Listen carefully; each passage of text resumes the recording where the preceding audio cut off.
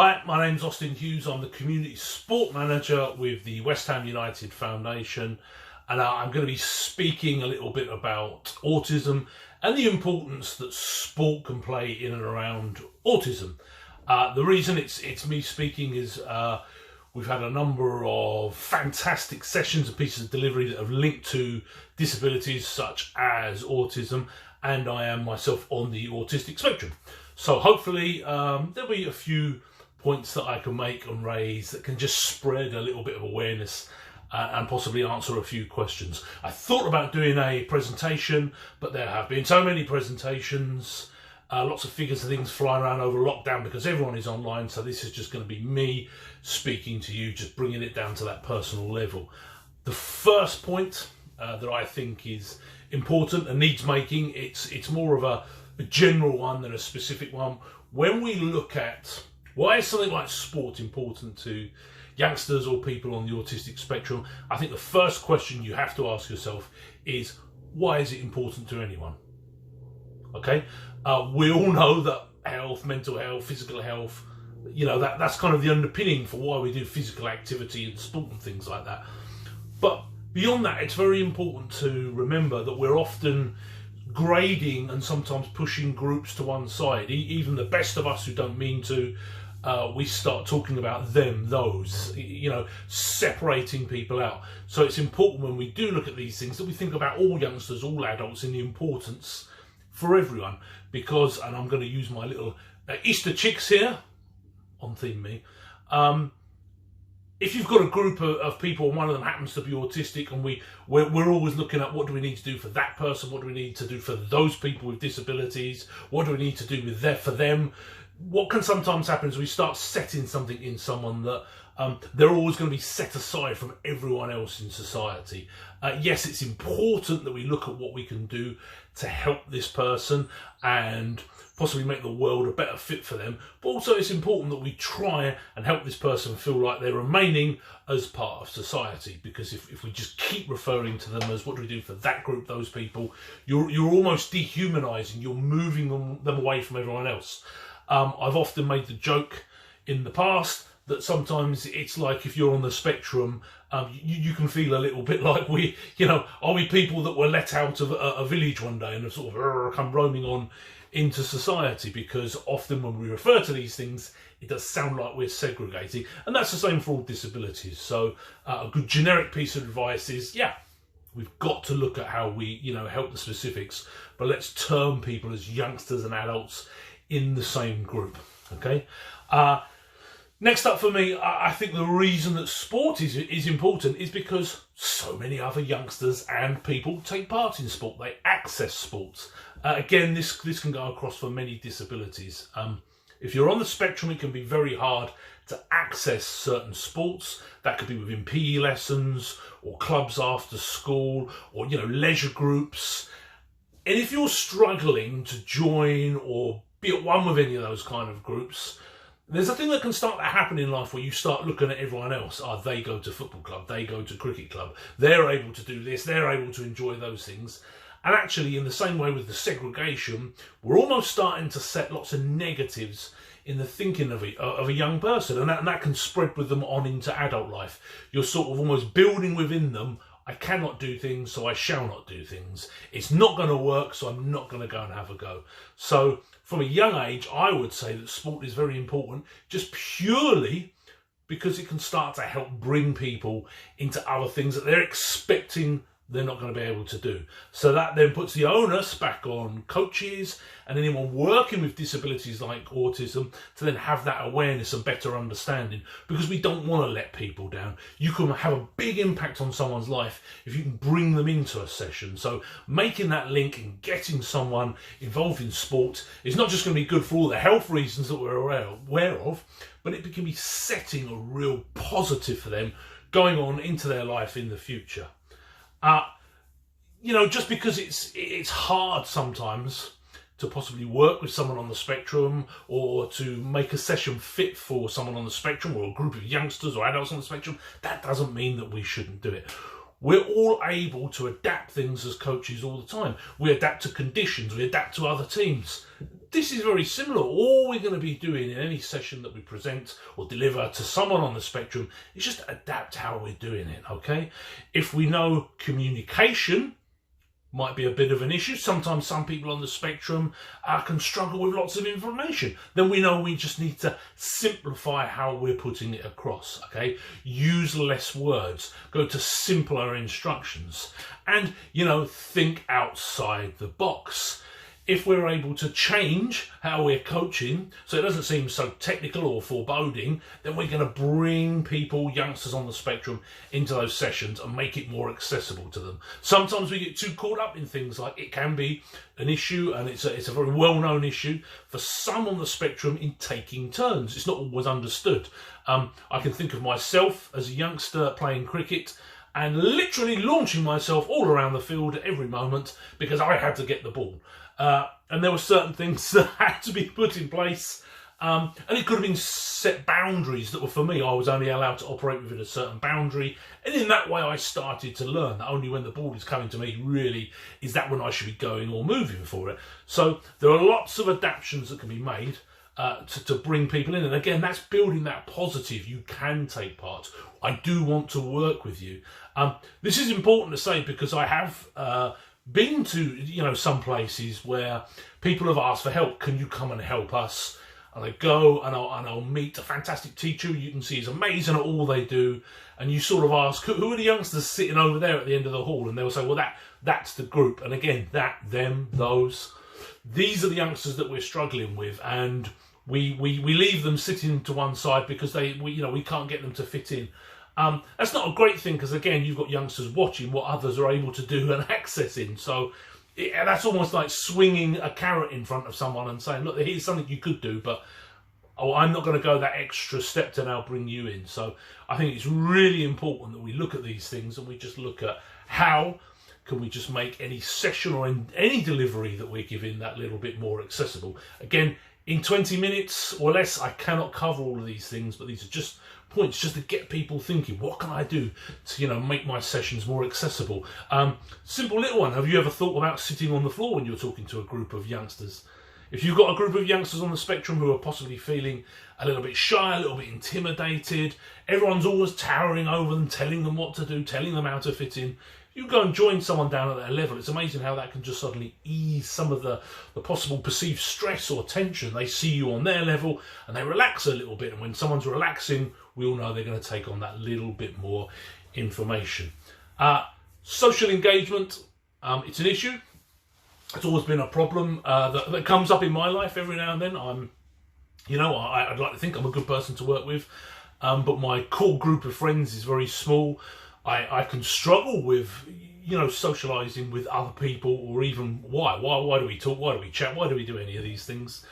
And it's important to keep these things in mind, because if we let people who are on the spectrum become sort of shut away or closed down, and let the actual, sort of almost the mechanics of the disability itself take over, again, it can have a very negative effect on their life going forward.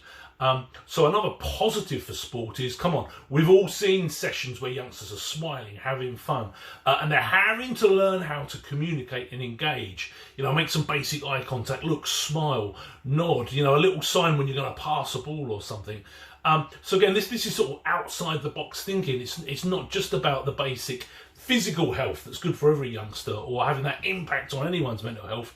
It's about, if we're bringing these youngsters together who don't normally come together, who normally struggle in a way, if we're able to make this a good and a happy place, they're suddenly learning and building their own confidence. Yeah, they're becoming more confident people. They're learning that it's okay to make eye contact, that it's okay to have some, basic communication, and learning how to be around each other. And that can be done in a fun way. It doesn't have to be as technical as, an in-depth football session, or breaking down, the elements of hockey. Just a really simple handball game. It's amazing how you can slowly move people into a sport and they'll start to enjoy it. And often, the problem is we're going in as, we have a presumption that youngsters and adults are going to understand a certain amount of information. sometimes people on the spectrum are not always at that point, and we have to start at a slightly different level, just to get them, hooked and then into the sport and enjoying it. So don't be afraid to just take things down a level. And equally, you might have some youngsters that are going to have lots of questions. So let's answer them. Let's give them the answers that they want, because again, if we don't answer things and we don't make it accessible, that person's going to walk away from a sport and not want to engage. So, there's another idea for you. Why don't you throw in an extra lesson, a pre-lesson, as it were, where youngsters get to ask questions. What are we going to do? How's it going to happen? And just break out some of those things. Get those looked at, because those youngsters are going to come going, right, I know what my session is now. I think I'm going to enjoy this. I've seen the coach. I know what we're doing. This is going to be good. Straight away, we're setting a positive. We're making that youngster feel great. And if we can make them feel good for our session, we can only then be empowering them to go and join other sessions, to do other sports. Mental health, I've touched on. We need to be aware that stress and anxiety around autism can be a prevalent thing. It can be quite strong. You'll have heard phrases like challenging behaviour, and youngsters, and adults as well. It can sometimes be that the moment and everything that's going on is becoming too much. That happens for everyone, but on the spectrum, it can be quite, an issue that's all encompassing and can start to take over at moments. So if you're able to help someone access sport, as with anything, if you're doing something active, your heart rate's going up, and we're just helping to someone sometimes nibble away at those edges of that stress and anxiety. So that regular exercise can actually have the great impact of lessening some of the, those terms and things we hear like challenging behaviour or meltdowns or things like that, because if someone's that little bit calmer, the edge has been taken off of how they're feeling a little bit, that can help them get through the day. And who doesn't like to just go out and, run off a challenge or, kick a ball around, when you're feeling a bit down or a bit angry? It's no different for anyone on the spectrum. So these can be great ways to vent some of those frustrations, without causing harm to anything or anyone else. So, a real positive. Physical health, it's obvious. I've already said, come on, if sport is good for youngsters and other adults, it's good for youngsters and adults who are on the spectrum. Same people, same human beings. But it is important to note that we do know there is a slightly higher prevalence of physical health conditions for people on the autistic spectrum. Some of that could be comorbids, that are other disabilities that could be linking in, but sometimes it can be because if someone has become a shut away person, who's not engaging, who's not doing things that other people do, possibly they're not having, the right amount of physical activity. And that can be a concern. We all know that going on later into life. If you look at, heart disease, diabetes and things like this. So a real positive here is if we can help youngsters, people, adults on the spectrum to be that little bit more active, a little bit more physical, it can take some of that bite out of some of those things that we're saying. Anything that's going to have a positive impact on someone's health is, again, a little bit like the mental health side of things. It's just going to make the rest of life a little bit easier. So sometimes it's about helping someone to physically and health-wise help themselves. Again, amazing, brilliant. Not difficult. It can be simple as just charging around, running around, playing games. Anything that just gets the the old body going, the heart going, gets a bit of a sweat on the brow. It's good for a person, good for their health, good for their mental health. For me, the biggest reason that sport is important, and linking back to what I was saying at the beginning, so many other people take part in sport. So many other people, enjoy activities in life that people on the spectrum are often pushed, shunned away from, made to feel that they can't take part in. So this is why it's important that we take this on and we bring people into sport. I was once involved in a tournament, and there was lots of schools who had different disability groups, wonderful piece.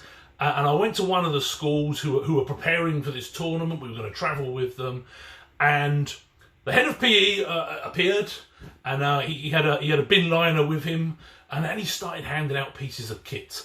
And in my mind, even for me, I'm used to these things from all through my life, and yet I'd kind of forgotten what was taking place here. Here was the school kit being given out, and to me, that's not a biggie. That's surely what happens in sport when you're representing the school or a club. You get given a kit. Kit's being handed out. All the youngsters go quiet, and one started crying. One youngster became very upset. Excuse me. the teacher said, Austin, could I just step in? Could I go and help? Because being on the spectrum and working in autism previously myself, I'm surely going to just go over and understand what's wrong with the youngster. And the point is that youngster could be upset anyway. It's not always to do with autism. But interestingly, I went and spoke to the youngster and I said, are you okay? You seem to be upset. You seem to be, has something angered you? Is there something we can do? And the youngster was actually happy upset. And the reason they were happily upset is because they'd always wanted to be in the school football team. They'd never had the chance. They hadn't been allowed. The autism, that separating, had always led. So they'd never even been given a sort of a trial or to have a go at doing anything. They'd never been representing their school. They'd never had a badge of honour to put on, as it was. Everything is always, the SEN group, or, we've got a special team going, or these youngsters come in and, those, them. And for this youngster to have been handed the school kit in that moment was almost life-changing, because that was someone saying, you are one of us. You are representing everyone else here. At this moment, you're not pushed out to one side. You are the school. Here is the badge. Here is the kit.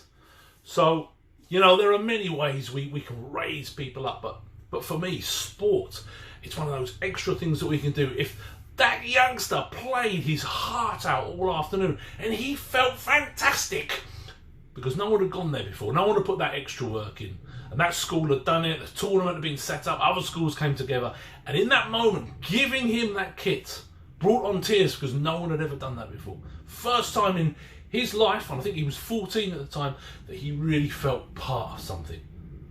So take that. Think about that. Yeah, there's stats, there's lots of information we can go and look at. I can't train everyone about autism in 20 minutes, it's not possible. But think about that one thing that you could possibly change someone's life. You could have that little impact that just sparks a positive, that just starts a progression going on through life. And I know some people are probably sitting and thinking, I still know the youngster. He's 4 or 5 years older now, still playing football. But he doesn't play as someone on the autistic spectrum. He's with a grassroots club and he enjoys his football. And he's more socially engaging than he used to be. That moment, big impact on his life. That's what every coach, every school, every leisure centre, every sporting provider has the power to do. It's a positive thing, and let's all work together to make sure we help more youngsters enjoy their life going on, and adults as well. Let's bring them into sport and let's just have some positive impact on their lives.